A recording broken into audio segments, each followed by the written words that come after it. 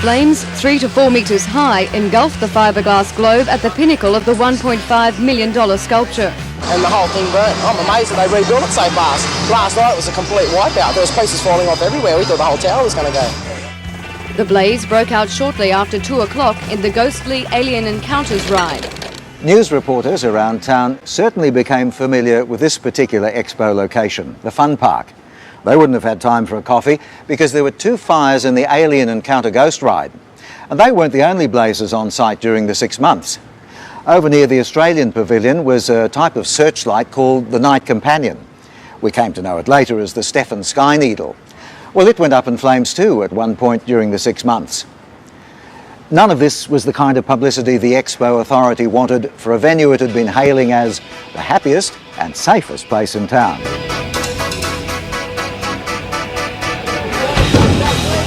Over the 6 months, a total of 5 blazes marred Expo's smooth running.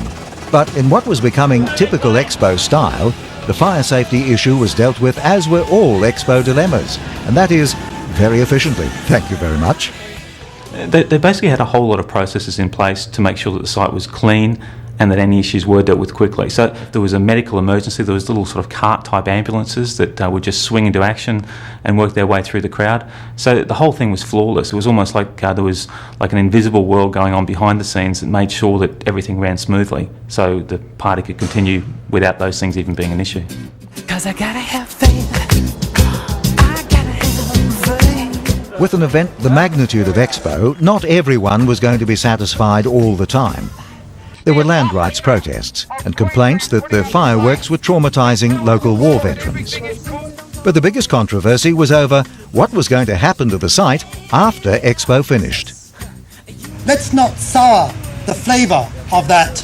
Basically, the Brisbane River would have become a canyon between 2 walls of high-rise development, and a canyon one of whose sides might not actually have been very well occupied because there would have been overdevelopment of office space. Midway through Expo, the state government approved a high-density commercial and residential redevelopment for the South Brisbane block. But this so-called River City 2000 plan caused an uproar.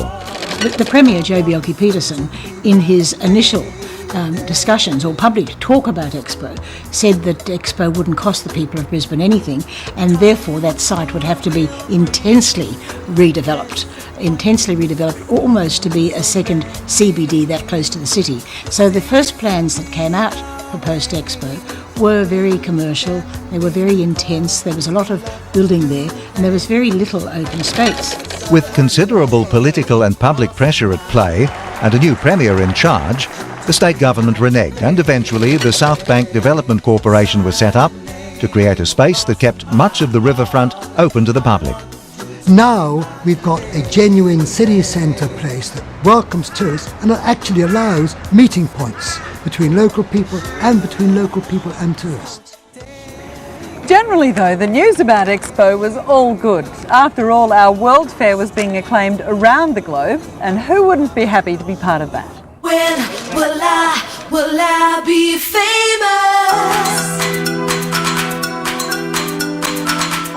Right through 1988, TV news bulletins were chock full of mainly feel-good stories.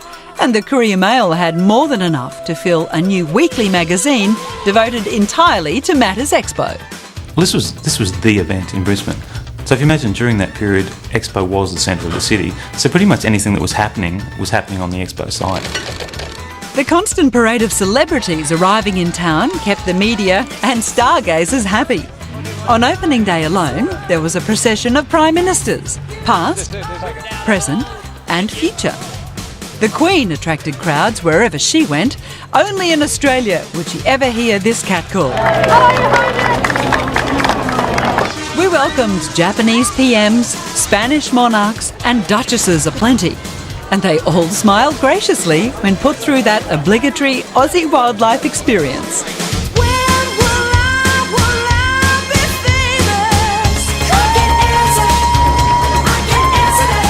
And from my memory of the news of the day, one of the most important new health messages for the media back then is still relevant today. Why aren't you wearing a hat? I have a sunscreen on. Well, that sure doesn't make any difference. I think we better give her the lecture, okay? Medical authority warn that not wearing a hat can cause skin cancer. Okay, now I have to inoculate you now, Robin, okay? There you go. Next up, it's the farewell no one wanted to say. And we go Expo icon spotting. Where are they now? Well, I sold my house to do it. But I don't have any regrets. One thing I recall that made an impact at Expo were those lifelike statues sprinkled throughout the place. They were quite revolutionary at the time. One in particular was a fat lady in a big hat eating an ice cream cone on a park bench. Now, every now and again, somebody had a few too many to ship in and saddle up next to her and start having a chat. That was a one-way conversation.